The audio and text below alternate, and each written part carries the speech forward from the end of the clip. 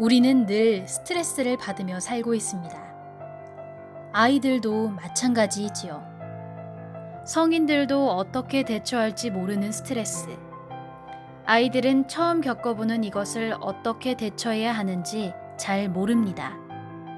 양육자의 입장에서는 이러한 스트레스의 문제가 당연히 고민이 되실 겁니다. 한 상황을 가정해 볼까요? 여러분의 자녀가 전학을 가게 되어 내일 등교를 하게 됩니다.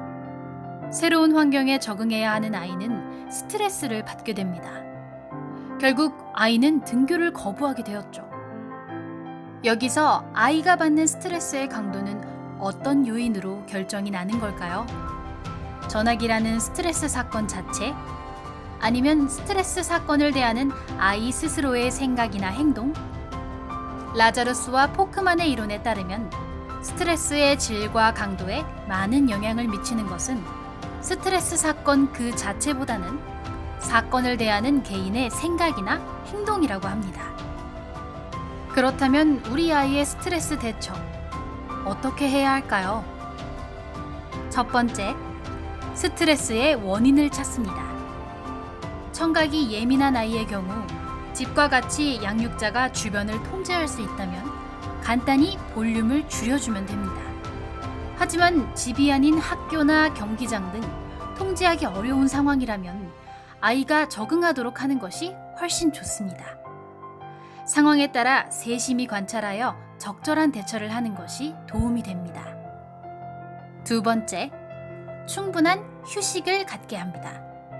성인들도 휴식이 충분하지 않은데 어렵고 불편한 상황을 대처하기란 쉽지 않습니다.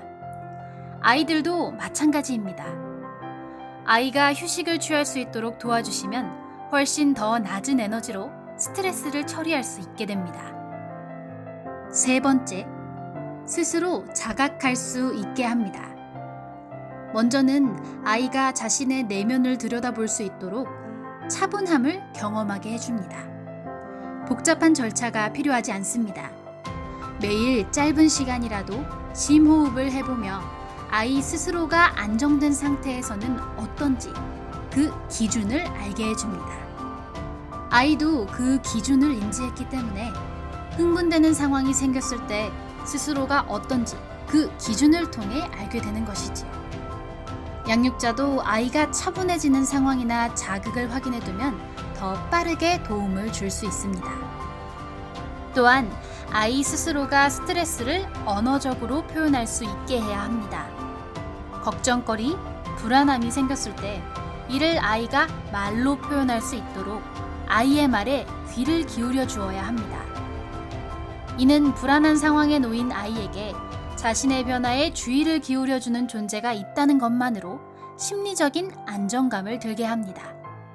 먼저는 공감해주고 가르치는 것은 가급적 나중으로 미뤄두는 것이 좋습니다. 그리고 규칙적인 운동도 필요합니다. 스트레스를 받을 때 나오는 호르몬은 우울, 불안, 신체적 통증으로도 이어질 수 있습니다. 규칙적인 운동은 진통 효과가 있는 엔돌핀 등 좋은 효과를 내는 물질들을 방출하여 스트레스 해소에 도움이 됩니다. 마지막으로 가장 중요한 것. 양육자의 마음에 여유가 필요합니다. 아이는 양육자의 감정을 그대로 받아들입니다.